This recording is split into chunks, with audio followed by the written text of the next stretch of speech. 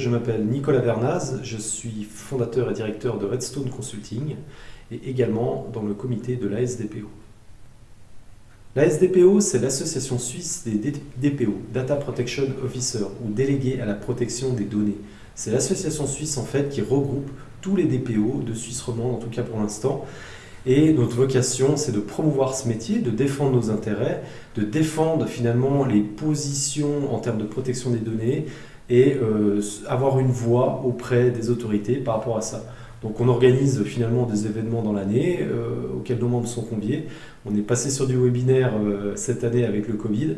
Et puis on organise également des groupes de travail, etc. En tout cas, si vous avez des questions, n'hésitez pas, www.asdpo.suisse.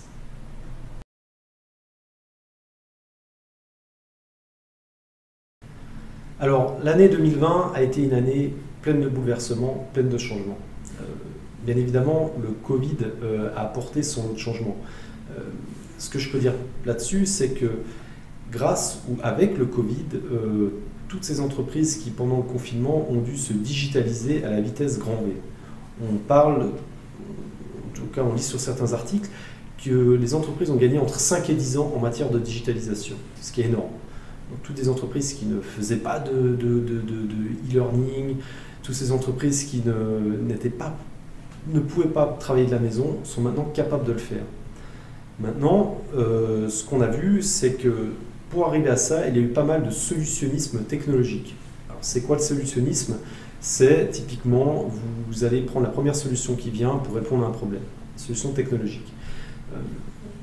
Le mauvais côté, c'est que souvent, on va réfléchir à une solution technologique plutôt qu'à comment adresser, c'est quoi mon problème et comment est-ce que je peux l'adresser. Ensuite, on a vu que cette digitalisation forcée, quelque part, a exempté les entreprises de se poser des questions en termes de cybersécurité, en termes de protection des données. On a un peu perdu ce que j'appelle la confiance numérique. Et puis, le résultat de tout ça, c'est que finalement, ces entreprises-là se retrouvent maintenant à devoir se mettre en conformité, régler des problèmes de sécurité qui ont lieu à cause de cette digitalisation. Et donc, on se retrouve face à des problématiques qui ont été générées par cette digitalisation forcée et rapide. Les autres éléments de 2020 qui ont été importants, en plus de cette digitalisation liée au Covid, ça a été l'évolution réglementaire globale. On a notamment le RGPD qui est maintenant actif depuis un peu plus de 2 ans. Donc les autorités, si on prend les rapports de la CNIL, les autorités disent voilà, il y a eu des dizaines de milliers de plaintes, des centaines de milliers d'appels à la CNIL. Les autorités ont déjà mis des centaines d'amendes. Donc il faut savoir que le RGPD en Europe, donc sur les 28 pays qui l'appliquent, plus les 3 pays de l'EEA, Liechtenstein, Islande et Norvège, ces 31 pays sont hyper actifs dans ce domaine-là. Alors certains pays comme la France avec la CNIL mettent plutôt peu d'amendes mais des grosses amendes. D'autres pays comme certains pays de l'Est ou l'Espagne mettent beaucoup de petites amendes. Les approches sont très différentes d'une autorité à l'autre. Néanmoins, on se rend compte que le niveau de maturité des entreprises en Europe a considérablement augmenté. Pour donner un exemple, il y a plus de 20 000 DPO qui ont été annoncés à la CNIL. C'est immense. D'accord? Donc le niveau global européen a énormément changé grâce au RGPD. Et ce qu'on voit, c'est qu'avec le RGPD, finalement, tous les pays ont essayé de se mettre à niveau. Hein. Le Brésil vient de promulguer, c'est tout récent, c'est de la semaine dernière, ça LGPD, qui est son équivalent RGPD brésilien. Il y a le CCPA californien qui va protéger les consommateurs californiens. D'accord? Ce qui est une première aux États-Unis d'avoir une loi comme ça. Donc plein de pays sont en train de revoir leur loi. Et j'arrive donc au point de la Suisse. Donc la Suisse est en train de revoir également sa LPD, sa loi sur la protection des données. Alors c'est un débat récurrent depuis maintenant plus de 2 ans. Hein. D'abord ça a été extrêmement long en commission, et puis maintenant ça fait déjà 2 ou 3 fois que pendant les sessions parlementaires, ils n'arrivent pas, le national et le Conseil des États n'arrivent pas à se mettre d'accord. Alors à l'heure où j'enregistre cette vidéo, le Conseil des États est en plein en train de débattre de la révision de la LPD. La mauvaise nouvelle, c'est que la semaine dernière, le Conseil national a conservé des divergences, notamment au niveau du profilage, la définition du profilage. Alors, le risque qu'on a là, c'est que le Conseil des États ne suive pas le national, donc que des divergences subsistent, et que ce soir, la LPD ne sera donc pas approuvée par le Parlement. Résultat des courses, Il y aura une autre séance de résolution des divergences probablement sur la session d'hiver parlementaire. Mais le risque qu'on a là, c'est que l'Europe avait déjà mis un carton jaune à la Suisse pour son adéquation en termes de protection des données. Donc le risque qu'on a, c'est que la Suisse perde son adéquation, ce qui serait catastrophique en termes d'échange de données. L'autre problème qu'on a, c'est que la Suisse souhaite ratifier la Convention 108+. Donc la Convention 108, c'est un ancien traité qui a été revu pour être mis au niveau du RGPD, d'où le plus. Et la Suisse ne peut pas le ratifier tant que sa loi n'est pas en conformité. Donc on voit que la révision de la LPD a plein d'impacts et qu'il faut que le Parlement avance. Mais comme je le dis, à l'heure où j'enregistre, le Parlement est en train de débattre. L'autre grosse nouvelle qu'il y a eu cette année, c'est au niveau réglementaire, ça va être donc la fin du Privacy Shield. Donc vous vous souvenez du Safe Harbor qui était tombé dans l'affaire Max Schrems. Alors on a fait le Privacy Shield assez vite derrière, qui en fait est un mécanisme d'auto-évaluation, d'auto-enrollment des entreprises américaines qui souhaitent, via le Privacy Shield, échanger des données avec les Européens. Je rappelle que les États-Unis n'ont pas d'adéquation en termes de protection des données. La seule adéquation partielle qu'il y avait, c'était pour les entreprises signataires du Privacy Shield. D'accord ?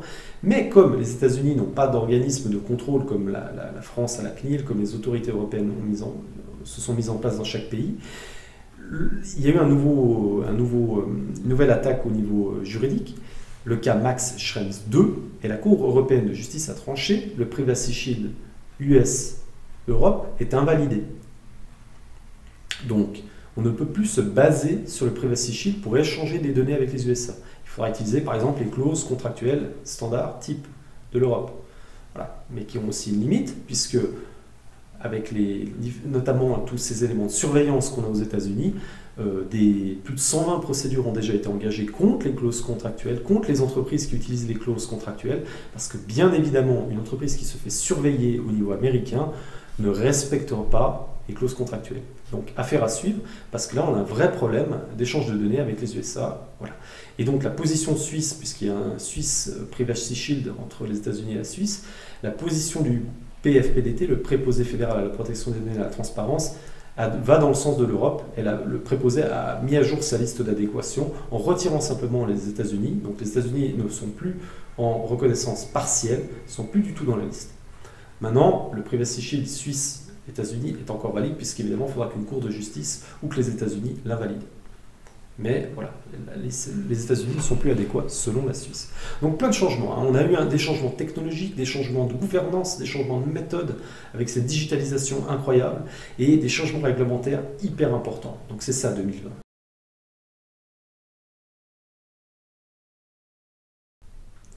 Alors, il faut noter aussi que 2020, et surtout avec le Covid, de nouveau, les risques cyber ont augmenté considérablement. Je ne compte même plus le nombre d'entreprises qui se sont fait attaquer par des ransomware pendant le Covid parce qu'ils avaient mis en place des solutions d'accès à distance mais qui n'étaient pas sécurisées. Alors forcément, les hackers s'en servent pour s'introduire dans l'entreprise.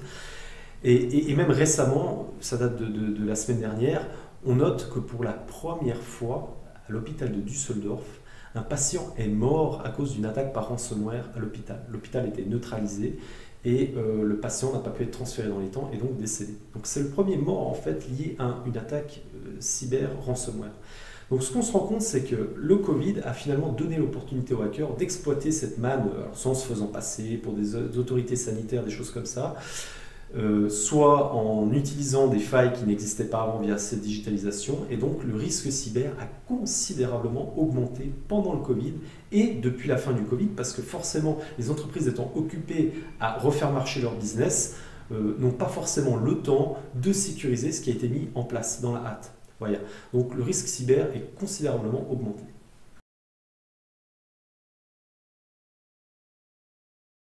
Donc les impacts concrets pour les entreprises et les citoyens, je dirais qu'ils sont deux choses. Les entreprises, fatalement, ils se sont digitalisés à la vitesse grand V, maintenant il faut qu'ils rétropédalent. Il faut récupérer cette confiance numérique. Et pour récupérer la confiance numérique, ça va passer par l'étude de la cybersécurité, mise en place d'éléments pour protéger les infrastructures nouvelles et anciennes, d'accord, protection cybersécurité, il faut le prendre en compte. Et d'un point de vue réglementaire, évidemment que tout ce qui a été mis en place dans la hâte n'a pas forcément respecté les règlements et lois en vigueur. Donc là, il faut rétro-pédaler de nouveau et se mettre en conformité. Ça veut dire s'assurer que l'entreprise, le sous-traitant qu'on utilise est lui-même conforme aux règlements en vigueur. Ça veut dire avoir les bonnes clauses contractuelles. Ça veut dire respecter les éléments de minimisation, de limitation de finalité. Si vous avez collecté des nouvelles données, ne pas les utiliser pour des choses qui n'étaient pas prévues, minimiser les données qu'on collecte, enfin tous les principes finalement fondamentaux de ces règlements, il faut les respecter. Donc voilà, donc l'impact pour les entreprises, ça va être finalement du rétropédalage, la mise en conformité et la sécurisation informatique. Ensuite, au niveau du citoyen, ce qu'on se rend compte, c'est que par ricochet, le citoyen s'est trouvé à devoir travailler de la maison, à devoir utiliser des choses qu'il n'avait pas l'habitude d'utiliser. Et c'est un peu pareil. On se rend compte que finalement, on a ouvert un peu une boîte de Pandore et donné d'accès à plein de choses sans forcément réfléchir. Donc en tant que citoyen, je dirais, faites valoir vos droits. Si vous estimez que vos droits ne sont pas respectés sur certaines applications ou si vos droits ne sont pas respectés ici et là, faites valoir vos droits. Faites valoir votre droit d'accès, votre devoir d'information, récoltez, demandez les informations que ces entreprises ont sur vous. Faites votre droit d'objection, vous pouvez vous opposer à un traitement de données, d'accord? Donc un citoyen, je dirais, il va falloir les informer. Il faut faire comme ils ont fait en Europe avec le RGPD, il faut que nos citoyens suisses montent en maturité, pour qu'ils comprennent qu'il y a des règlements qui les protègent, des lois qui les protègent, et que finalement ils utilisent simplement les droits qu'ils ont déjà.